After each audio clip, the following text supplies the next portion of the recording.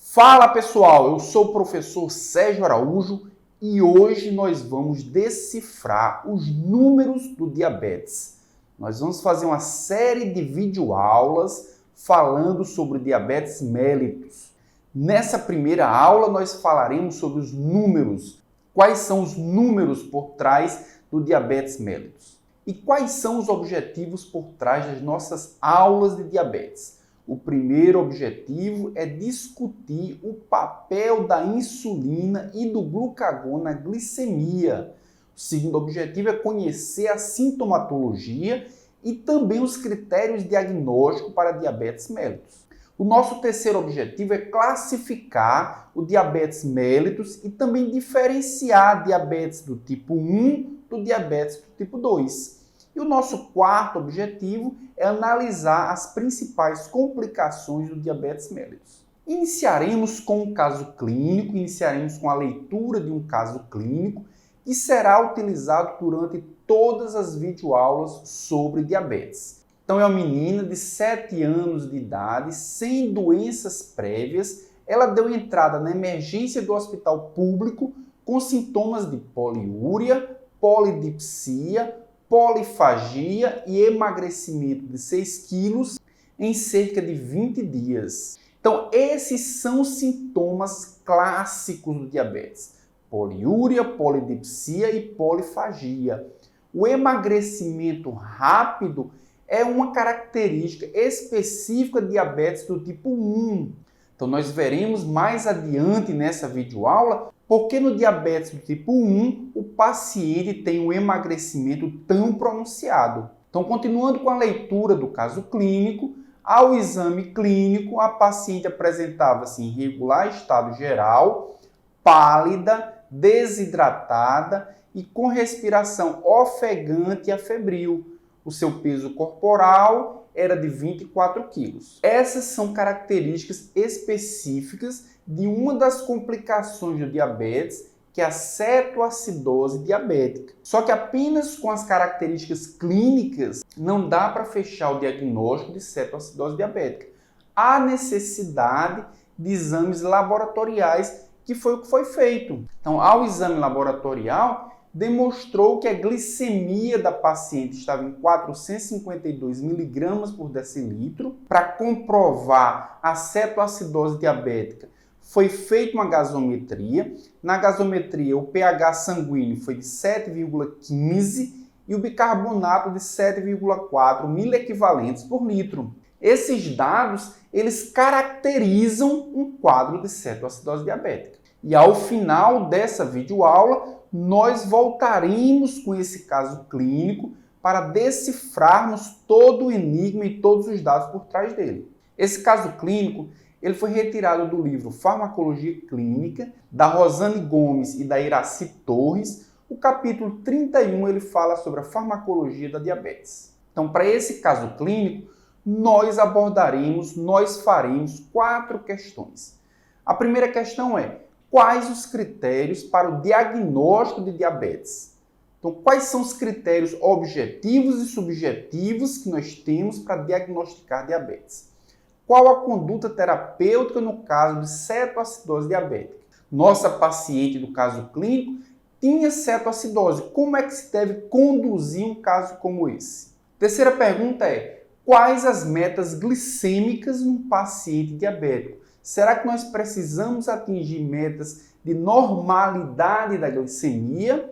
Ou será que o paciente pode ter uma glicemia um pouco acima do normal como meta terapêutica? E a nossa quarta pergunta é: a cetoacidose diabética, ela é comum no paciente diabético do tipo 1 ou no paciente diabético do tipo 2? No nosso caso clínico, a cetoacidose ocorreu no paciente diabético do tipo 1. Mas será que é comum também vermos se essa cetoacidose diabética ocorre no paciente do tipo 2? Será que a cetoacidose diabética também pode acontecer no paciente diabético do tipo 2? É o que veremos nessa aula após a nossa vinheta.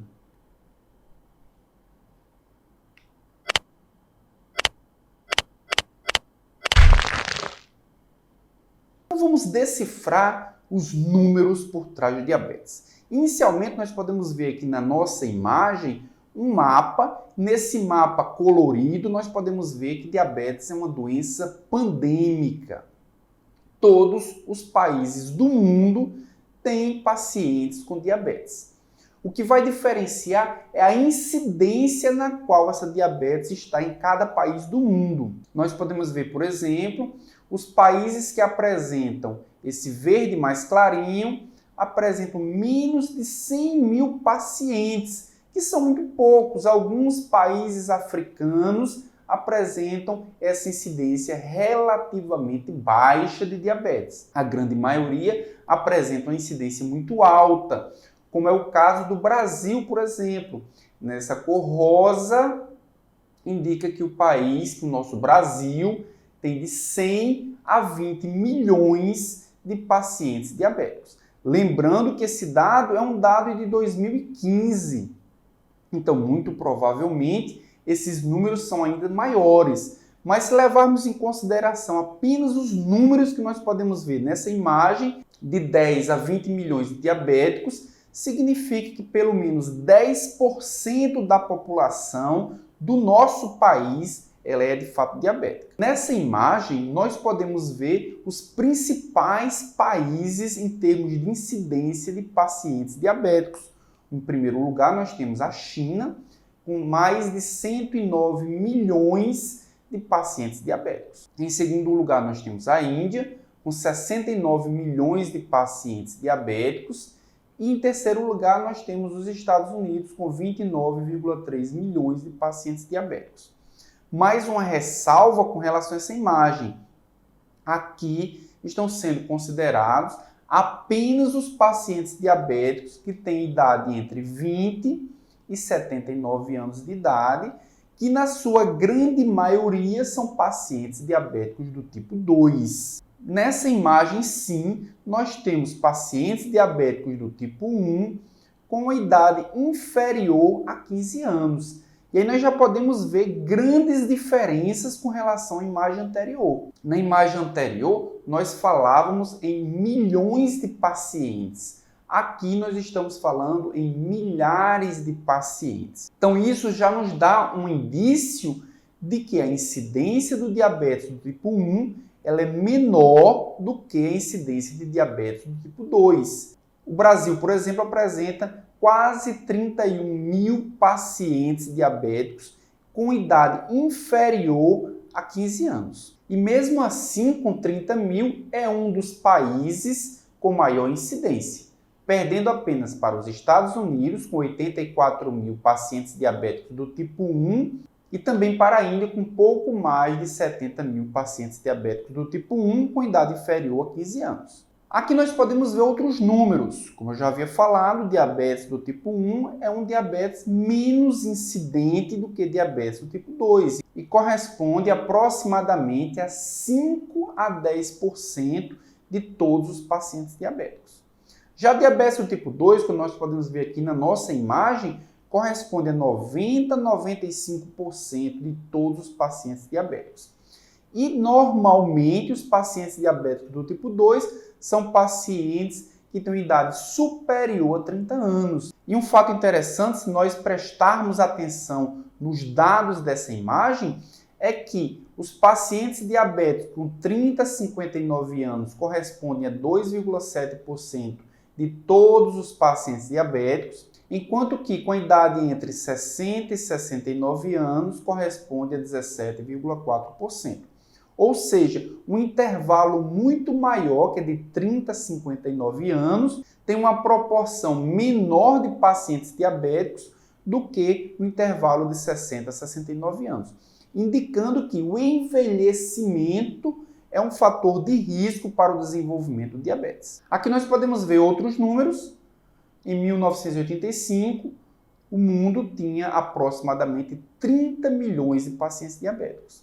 E a expectativa projetada é que em 2030 esse número pule para 300 milhões de pacientes diabéticos. É um crescimento de 10 vezes, passando de 30 para 300 milhões. E o que é que justifica esse crescimento desenfreado do diabetes?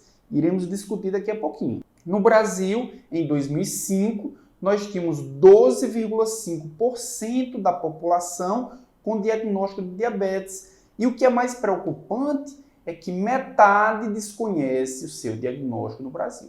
Então a pergunta é, quais as razões para o crescimento de diabetes? A Organização Mundial de Saúde, ela estimou 4 razões principais para esse crescimento desenfreado de diabetes. Primeiro, crescimento e envelhecimento populacional. Então, crescimento populacional e principalmente o envelhecimento populacional, como nós vimos anteriormente, é um fator de risco para o desenvolvimento de diabetes, principalmente diabetes do tipo 2, que é o diabetes mais frequente. Segundo ponto é maior urbanização da população. E o que é que a urbanização da população contribui para o desenvolvimento, para o crescimento de diabetes? A urbanização trouxe para a população uma alteração na alimentação, uma alteração na atividade física, uma diminuição da atividade física, um sedentarismo maior, uma alimentação muito menos saudável. E esses também são fatores de risco importante, como nós veremos mais adiante nessa videoaula. O terceiro ponto é crescimento da obesidade e também do sedentarismo, o que corrobora o ponto anterior. Então, o desenvolvimento, o aumento da obesidade e também o aumento do sedentarismo tem contribuído muito para o crescimento de diabetes, principalmente do tipo 2. E o quarto ponto é maior sobrevivência dos pacientes diabéticos. A diabetes ela acomete igualmente homens e mulheres. Então, tanto homens como mulheres são susceptíveis igualmente a diabetes. E ela é a 4ª causa de morte no mundo.